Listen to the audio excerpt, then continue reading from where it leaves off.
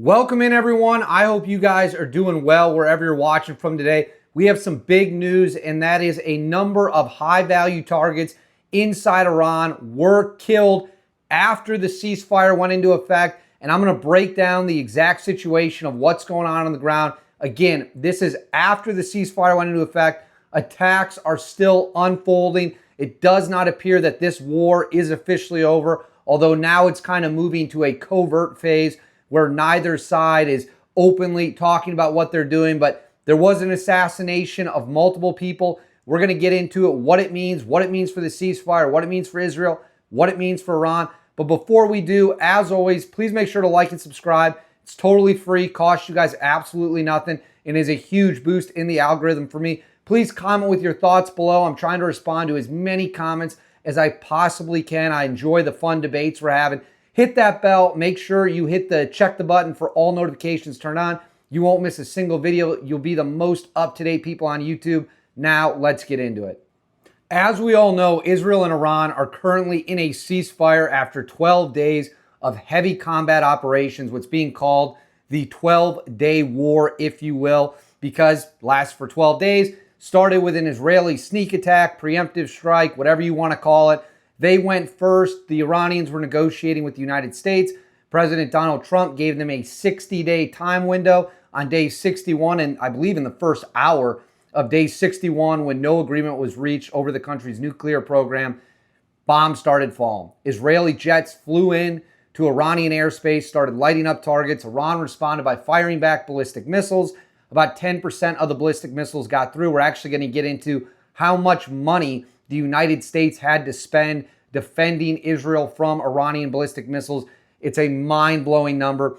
And then a ceasefire was reached. President Trump reached a ceasefire agreement with both countries after we came in, the United States of America came in and did what no country could do, and that was hit the sites at Fordo, Natanz, and Isfahan with bunker busters and cruise missiles, an incredible military accomplishment.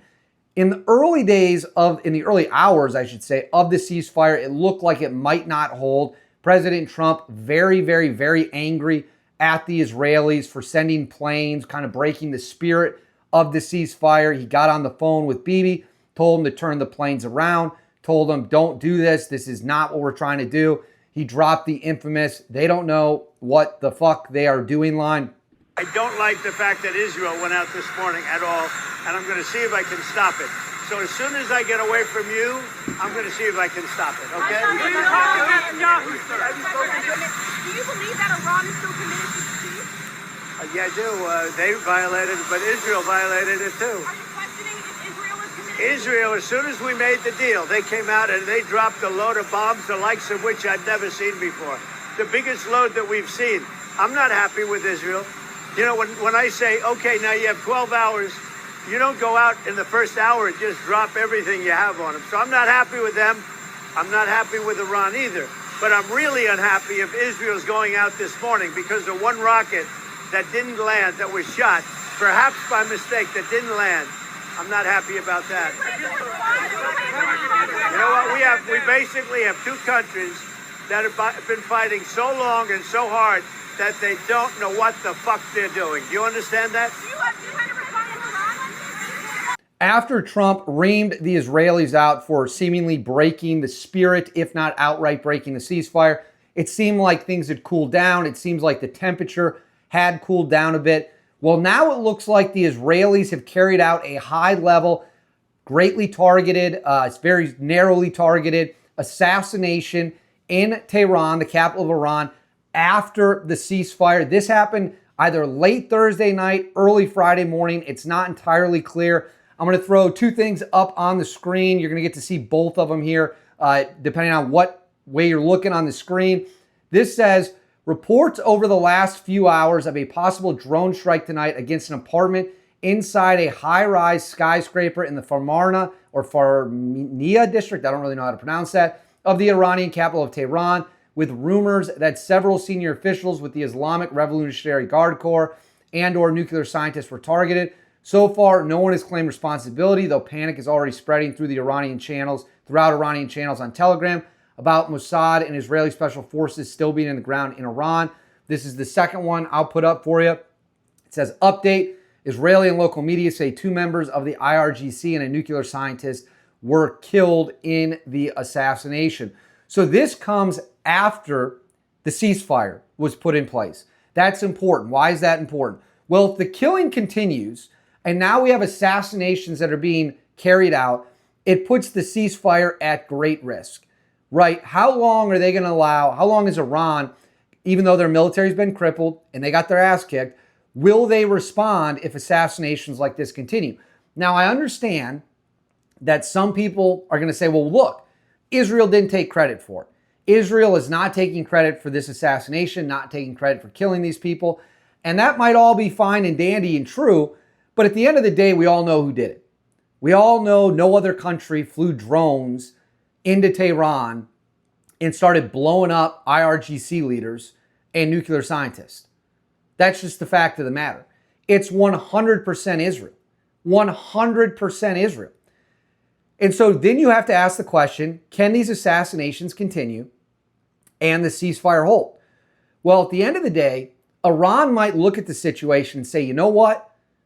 We got beaten so badly, there's nothing we can do. We just have to sit here and take this. Because we just watched American bombers fly into our airspace. We didn't get a single shot off at them. And they dropped a total of 14 bunker busters and landed 30 cruise missiles. And there wasn't shit we could do about it. So Iran might look in the mirror and say, you know what? This is just the way it is. But make no mistake about it. This is Israel 100% conducting assassinations after the ceasefire. Let me know what you think in the comments about that. After the ceasefire, which Trump demanded and got, Israel is still out there assassinating people.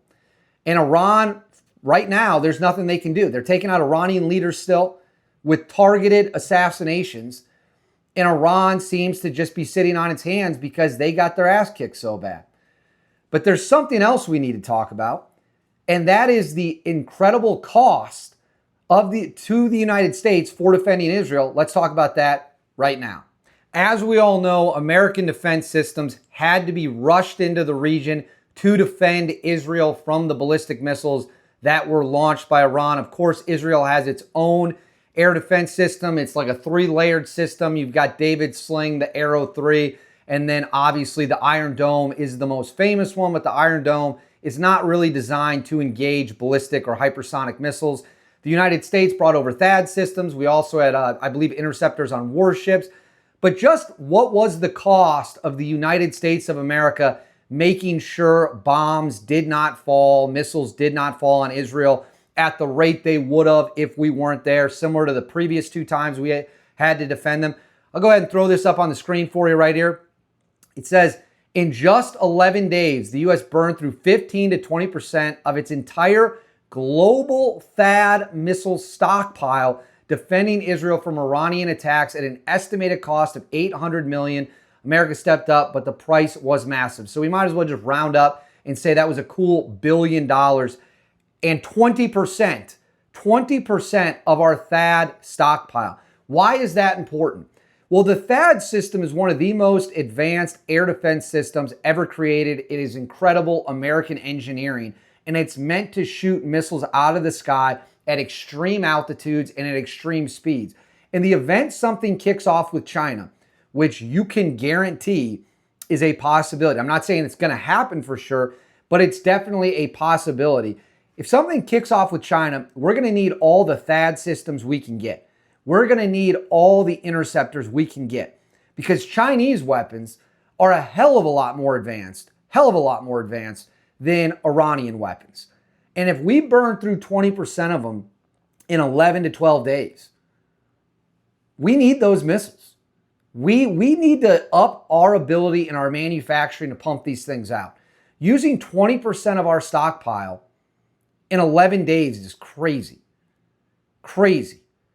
Fortunately, we have time to rebuild, and I hope the people in charge are rebuilding as fast as they can, because we're going to need those THAAD systems if China makes a move on Taiwan. That's just the fact of the matter.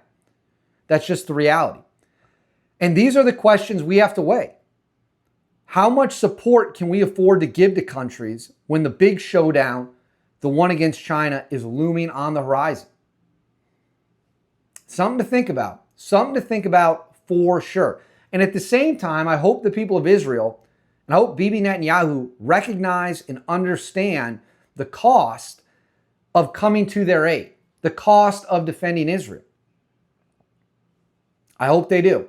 And if you're an Israeli, you should be mighty grateful for the United States coming to your defense.